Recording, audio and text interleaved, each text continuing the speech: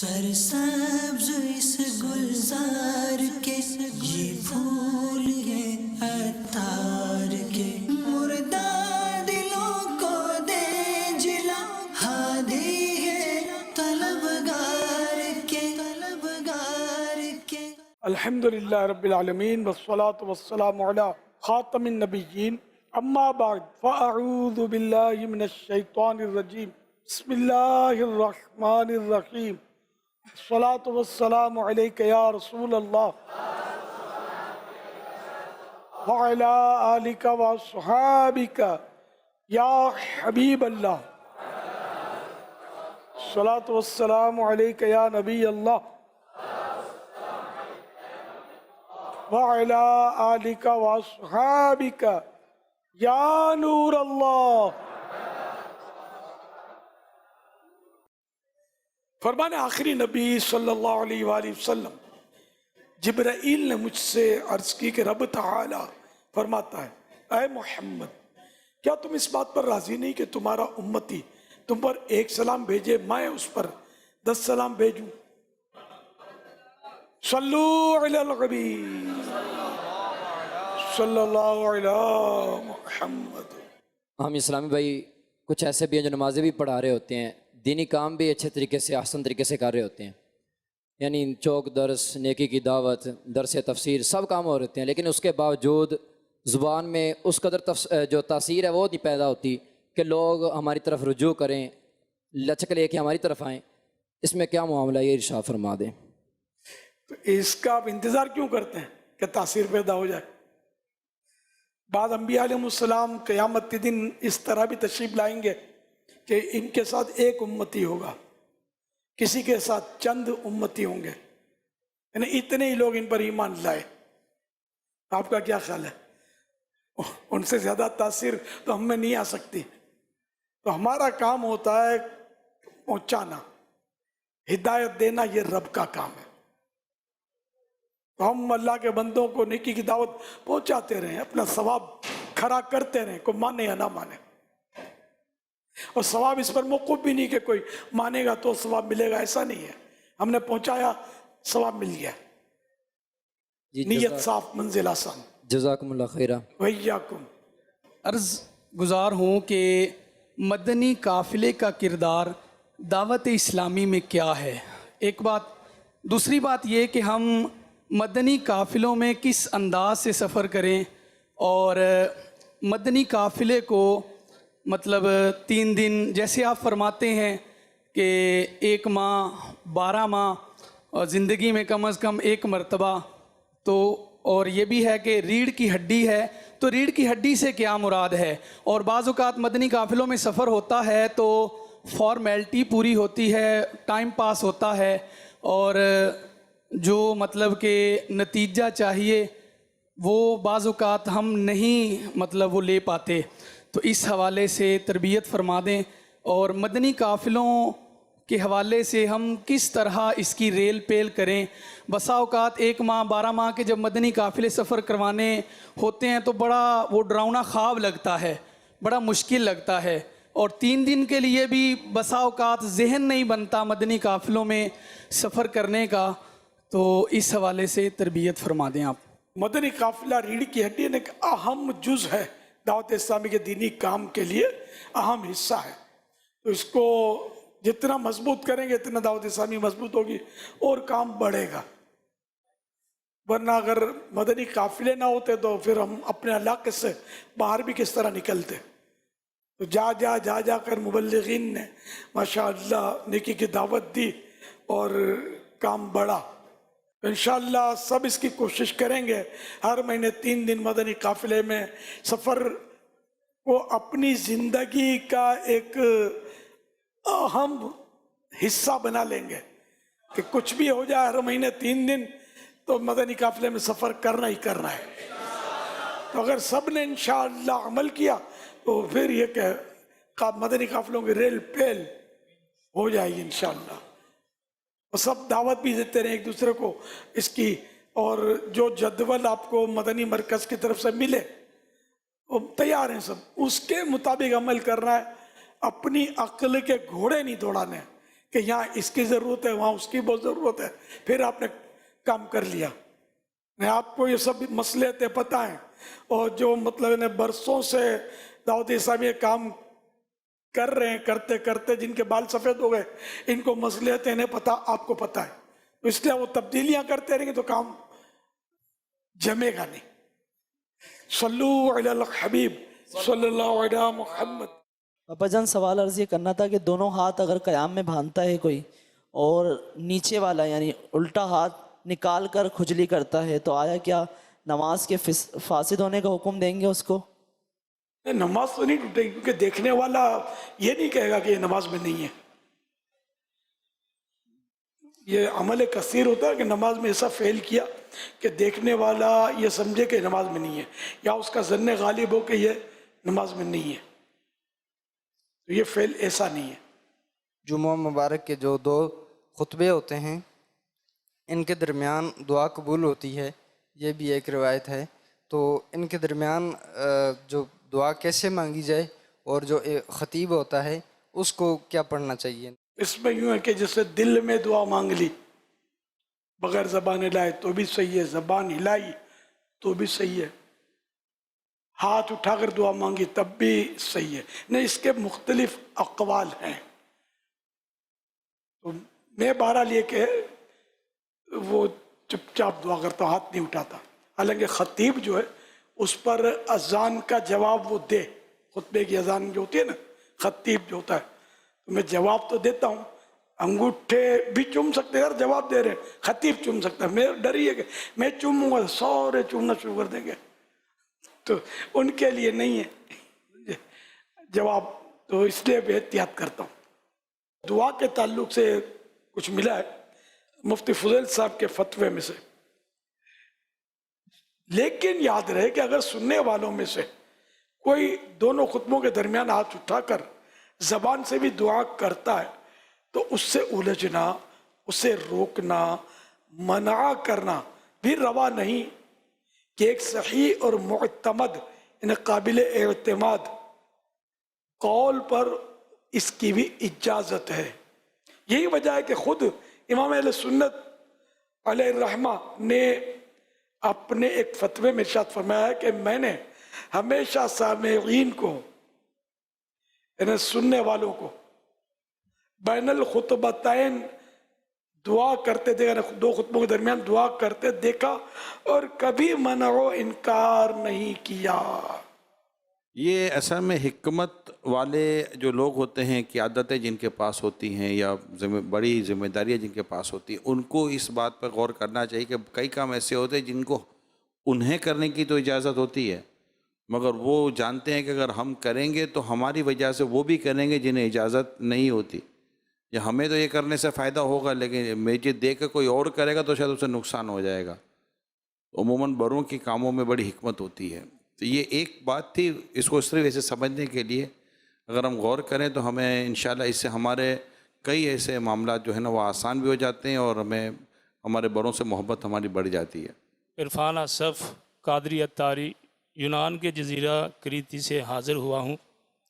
12 ماہ کے مدنی قافلے میں سفر ہے اور 1 ماہ کا کورس جاری ہے. آپ سے سوال عرض یہ ہے کہ غیر مسلم اگر مسجد کے لیے فنڈ دیں تو کیا یہ فنڈ استعمال کر سکتے ہیں؟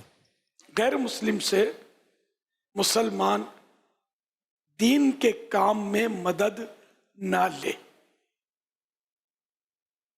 حدیث پاک میں ہم کسی مشرک سے مدد نہیں لیتے. اچھا، اب آگے، اور اگر وہ خود شرکت چاہیں تو بطور چندہ شریک نہ کیا جائے کہ اس کے مال سے اللہ کا قرب حاصل نہیں ہو سکتا. ہاں، اگر وہ کسی مسلمان کو تملیک کر دے، کسی مسلمان کو مالک بنا دے، مثلا گفٹ کر دے اور یہ مسلمان چندے میں دے دے، مذائقہ نہیں، یعنی کوئی حرج نہیں. جبکہ اس طور پر لینے میں اس غیر مسلم کے لیے وجہ استعلاء نہ ہو، وہ یہ نہ سمجھے کہ مسلمانوں نے مجھ سے استمداد کی، یعنی مجھ سے مدد چاہی، میری مدد کے محتاج ہوئے، بلکہ احسان مانے کہ میرا مال قبول کر لیا. غیر مسلم اپنے مال سے کوئی کار خیر کرے, نیکی کا کام کرے, بھلائی کا کام کرے, مقبول نہیں, یعنی وہ قبول نہیں ہے. یا سیدی آپ کی بارگاہ میں ایک سوال عرض ہے کہ اگر کوئی شخص کوئی جھوٹ بولے اور اللہ پاک کو گواہ بنا کر یہ جھوٹ بولے تو اس کے بارے میں کیا حکم ہوگا؟ کفریہ کلمات کے بارے میں سوال جواب پیج نمبر 581. جھوٹی بات پر یہ کہنا کیسا کہ اللہ جانتا ہے میں سچ بول رہا ہوں. جواب, کسی بھی جھوٹی بات پر اللہ پاک کو گواہ بنانا یا جھوٹی بات پر جان بوجھ کر یہ کہنا کہ اللہ جانتا ہے, یہ کلمہ کفر ہے. فقہاء کرام رحمہم اللہ السلام فرماتے ہیں جو شخص کہے اللہ جانتا ہے کہ یہ کام میں نے کیا ہے حالانکہ وہ کام اس نے نہیں کیا ہے تو اس نے کفر کیا. صلو علی الحبیب صلی اللہ علیہ وسلم. آپ کی خدمت میں سوال عرض یہ کرنا ہے کہ طلبہ کی تربیت کے حوالے سے کچھ مدنی پھول ارشاد فرما دیں کہ ہمارے ساتھ بہت سارے اساتذہ کرام اس وقت موجود ہیں.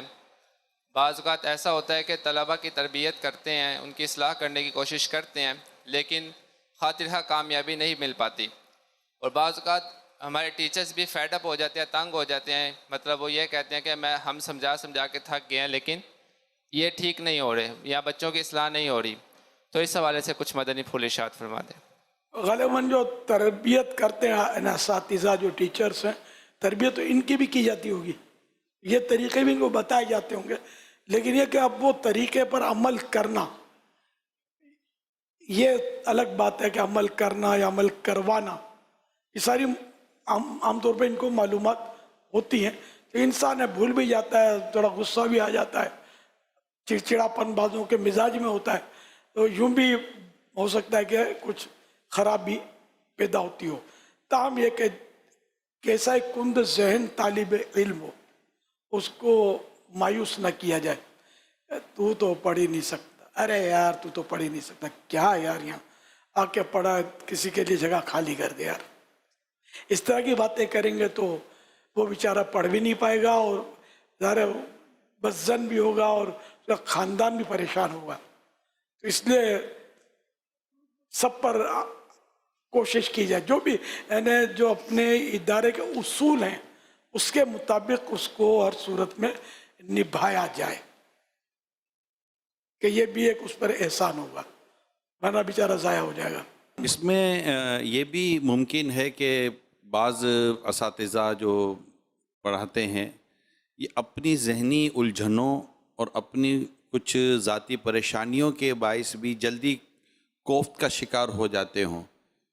تو ان چیزوں کو بھی کیسے گھر پہ رکھ کر آیا جائے کہ جب گھر بھی پریشانی تھی, کچھ معاشی پریشانی تھی, تو کچھ گھریلو حالات ایسے تھے, اب آئے تو بچے اب قابو نہیں آ رہے, تو غصہ بھی آ جاتا ہے بعض اوقات اساتذہ کو, ٹیچرز کو, اور وہ ڈانٹ بھی دیتے ہیں. اب ڈانٹو تو وہ بعض اوقات ضد چڑھ جاتی ہے بچوں کے اندر.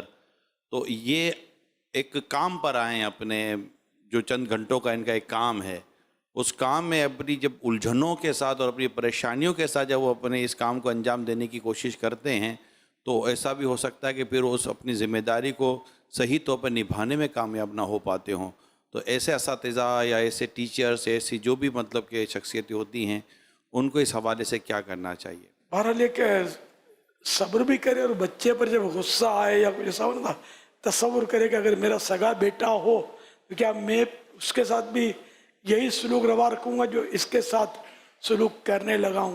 تو غالباً اپنے بیٹے کی رعایت اس کے ذہن میں آئے کہ یار میرا بچہ ہے, تو وہ بھی کسی کا بچہ ہے, اس کو اپنا بچہ تصور کریں, اور اس پر بے جا غصہ اگر نکالا, بے جا اس کو ڈانٹا جھاڑا, تو یہ پھر ظلم کی کیٹیگری میں آئے گا, اور ظلم قیامت کے دن اندھیرے ہیں, خطرناک ہے ظلم. حق العبد کا مسئلہ بھی کھڑا ہوگا, اگر ناحق اس کو جھاڑا ہے تو خوف زدہ کیا ہے. بچہ تو نابالغ تو معاف بھی نہیں کر سکتا. یوں بھی مطلب ہے دیکھیں معاملہ جو ہے بہت زیادہ سیریس ہو جائے گا, تو اس لیے کنٹرول تو کرنا ہے. اب دکان پہ آپ کوئی نوکری کرے اور یہ ساری الجھنیں جو ٹیچر کے لیے سوال میں بیان کی گئی, वही उलझने उस नौकर को पेश आई। क्या सेठ को झाड़ेगा? सेठ से फड्डा करेगा? कभी भी नहीं करेगा। गाहक से भी नहीं करेगा। कि गाहक से फड्डा करना भी सेठ से ही फड्डा करना है। वो गाहक टूटेगा तो सेठ घूम जाइए। तो यूं समझ लो कि तलबा के साथ अगर मैं कुछ करूंगा तो यूं समझो कि ये सेठ के साथ कर रहा हूं या सेठ के ग्राहकों के साथ कर रहा हूं। तो इस तरह मतलब ये क्या है, मेरी नौकरी जो खतरे में पड़ जाएगी। ठीक है, बात बात पे नौकरी से कोई निकालता ना भी हो तब भी हमें अल्लाह से डरना चाहिए। बच्चा बस आपको ये टास्क है, अब ज़हीन को आपने पढ़ा लिया तो कौन सा कमाल कर दिया। मजा तो तब है ना, आपकी सलाहियतों की कसौटी तो उस वक्त है कि जब किसी अक्खड़ और कुंद ज़हन को आप आगे बढ़ा दें पढ़ाकर और कामयाबी कर ले हासिल। सल्लु अलल हबीब सल्लल्लाहु अला मुहम्मद। लोग कहते हैं कि रात को कब्रिस्तान सलाम नहीं करना, इसके मतलब की बता दें। रात को सलामती की जरूरत नहीं है कब्रिस्तान में। हाँ, इनको सलामती की जरूरत नहीं है। फौत शुदगान को दिन को जरूरत पड़ती है सलामती की। सलाम का मतलब है सलामती हो आप पर। तो रात हो या दिन हो, हर वक्त सलामती की दुआ तो करनी है ना, इनके लिए भी अपने लिए भी बिल्कुल करना चाहिए। रात को भी सलाम। कोई वक्त ऐसा नहीं, कोई दिन ऐसा नहीं, कोई लम्हा ऐसा नहीं कि जिसमें कब्रिस्तान वालों को सलाम से महरूम किया जाए। मियाँ बीबी के झगड़े के अंदर बीवी घर से रूठ के अपने शोहर से चले जाती है अपने मैके। उस दौराने को तकरीबन 2 साल तक गुजर जाते हैं। तो आया शरीयत की रूह से उसकी बीवी जो उसकी जो वाइफ है, वाइफ रहेगी या नहीं। तो लोगों में ये बोला जाता है कि 6 माह के बाद तो उसकी बीवी नहीं रहेगी। तो इसके हवाले से शरई रहनुमाई फरमा दीजिए, और जिसके लिए ये सवाल भी है तो उसके लिए भी दुआ कर दीजिए। अल्लाह पाक इसको सब्र अता फरमाए। बीवी रहेगी, घबराने की जरूरत नहीं है। सुलह की कोशिश जारी रखिए। सल्लु अलल हबीब सल्लल्लाहु अलैहि मुहम्मद। सवाल ये पूछना था कि 4 रकात गैर मुअक्कदा सुन्नत गैर मुअक्कदा जो होती है उसकी तीसरी और चौथी रकात में सूरत मिलाना होता है, वाजिब है। तो उसके साथ सूरह फातिहा के साथ सूरत जो मिलाई जाती है उसका हुक्म भी बता दें। अगर भूल जाएं तो फिर क्या करना चाहिए? 4 रकातें भरी भी पढ़नी है, फ़र्ज है इसमें क़िराअत। और सूरह फातिहा के बाद सूरत मिलाना जैसा आपने, तो ये भी वाजिब है। तो अगर सूरत मिलाना भूल गया तो सलाम फेरने के बाद याद आया तब तो वो नमाज वाजिबुल इआदा होगी। और अगर उसी रकात के सजदे से पहले याद आ जाता है तो पलट आए और सूरत पढ़े और रुकू और सुजूद ये सब करे, और फिर ये कि आखिर में सजदे सहू भी करे। सल्लु अलल हबीब सल्लल्लाहु अला मुहम्मद। अक्सर मसाजिद के वज़ू खानों के बाहर चप्पलें पड़ी होती हैं, या जिस तरह फैज़ान मदीना में बल्क क्वांटिटी के अंदर वज़ू खाने के बाहर चप्पल पड़ी होती हैं। आम इस्लाम भी उनको इस्तेमाल करते हैं। देखा यह गया है कि बड़े इज्तिमात के अंदर बहुत सारे इस्लाम भाइयों की चप्पलें मिसप्लेस होती हैं और वो वज़ू खाने के बाहर से मिलती हैं। अब उन चप्पलों को आम इस्लाम भाई इस्तेमाल कर रहे होते हैं, तो क्या ये लुकता के हुक्म में आएंगी? और आम इस्लाम भाइयों का उन चप्पलों को इस्तेमाल करना का ये रवा है, दुरुस्त है या नहीं? बिल्कुल नहीं कर सकते किसी की इजाज़त के बगैर उसके चप्पल। बल्कि ये ऐसी चीज़ है कि इजाज़त भी ना मांगी जाए। जैसे मेरी अपनी तबीयत है कि मेरे चप्पल हों और कोई बोलेगा मैं इस्तिंजा खाने में जाऊं, तो मुझे लोगों का अंदाज़ पता है कि कितनी एहतियात करते होते हैं। तो मैं अगर इजाज़त दूंगा तो मुरुव्वत में बेदिली से दूंगा। मेरी तबीयत नहीं चाहेगी कि अंदर ले जाए वॉशरूम में। तो बहरहाल ये कि अपने ही चप्पल पहने जाएं, और किसी के चप्पल इस तरह बिला इजाज़त इस्तेमाल जो कर रहे हैं वो गुनाहगार हैं। आपकी उम्र मुबारक माशाल्लाह 74 के करीब है। अल्लाह मज़ीद उम्र दराज बिल खैर फरमाए। सवाल ये है कि आपकी इतनी उम्र मुबारक में भी आपको गुस्सा नहीं आता?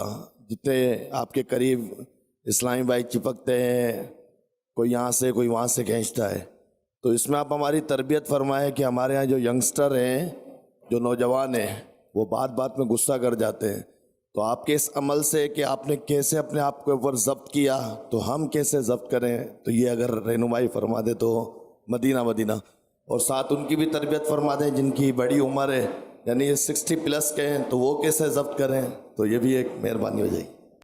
مجھے غصہ نہیں آتا ایسا نہیں ہے، آتا ہے اور کم آتا ہے کم آتا ہے، اور ہڑاوڑی نہیں عادت نہیں ہے، غصہ کروں تو توڑ پھوڑ مچا دوں جیسے بعض وقت ہوتا ہے، وہ بہرحال لے کے اتنا زیادہ نہیں آتا غصہ۔ تاہم یہ کہ جو مجھ سے محبت کرتے ہیں کئی ایسے ہوں گے آپ کی طرح سوچتے ہوں گے کہ یار جب الیاس اس طرح غصے میں نہیں کرتا تو ہم کیوں کریں، تو اس طرح بھی کوئی سنبھل جاتے ہوں گے۔ تو غصے کا علاج ایک رسالہ مکتبۃ المدینہ کا حاصل کیا جائے، اس کو پڑھے، غصہ آئے تو کیا کرنا چاہیے، کیونکہ غصے پر صبر کرنا یہ بڑے ثواب کا کام ہے۔ اگر کوئی اپنا غصہ نافذ کرنے پر قدرت رکھتا ہو، غصے کے مطابق کر گزرے تو قدرت رکھتا ہو، اس کے باوجود وہ غصہ اس کو نافذ نہیں کرے گا، تو اس کو قیامت کے دن اختیار دیا جائے گا کہ جنت کی جون سی حور لے، یوں غصہ پینا اچھا ہے۔ ایک حدیث اور بھی ہے کہ جس کا غصہ کسی گناہ کے بعد ٹھنڈا ہوتا ہوگا تو اس کے لیے جہنم کا ایک مخصوص دروازہ ہے جس میں سے گزر کر وہ جہنم میں جائے گا۔ تو یوں غصے کو پینا چاہیے، غصہ آنا چاہیے، آتا ہے، سبھی کو آتا ہے، ظاہر ہے کہ وہ ایک دن کے بچے کو بھی آتا ہے، وہ غصے کا اظہار رو رو کے کرتا ہے، بیچارہ کچھ کر نہیں سکتا، وہ آنا بھی چاہیے، بعض اوقات اس کی ضرورت پڑتی ہے، لیکن یہ کہ اس میں کوئی بھی شریعت کی حد نہیں توڑنی چاہیے۔ غصہ آنا اپنے اختیار میں ہوتا بھی نہیں ہے۔ صلو علی الحبیب صلی اللہ علیہ محمد۔ یا سیدی، آپ کی بارگاہ میں سوال عرض ہے کہ اگر کوئی نگران 12 ماہ میں قافلے کے لیے نیت کروائے یا ترغیب دلائے، پھر اس کا اسلامی بھائی کا ذہن بھی بن جائے اور نیت بھی بن جائے، تو اسے کس وقت سفر کرنا چاہیے 12 ماہ میں؟ رہنمائی فرما دیجیے۔ آج اور ابھی، کیونکہ آج کا کام کل پر مت ڈالو، کل دوسرا کام ہوگا، شیطان پھر بہکاتے دیر نہیں لگتی، کوئی نیکی کا کام میں جلدی چاہیے، پھر یہ شیطان گھما دیتا ہے۔ ہاں یہ کہ کسی کی حق تلفی نہ ہو، کوئی ایسا عذر نہ ہو، تو ہاتھوں ہاتھ کر لینے میں عافیت ہے، نیکی جلدی جلدی سے کر لیجیے۔ سرسبز اس گلزار کے یہ پھول ہیں عطار کے، مردہ دلوں کو دے جلا، ہاں دے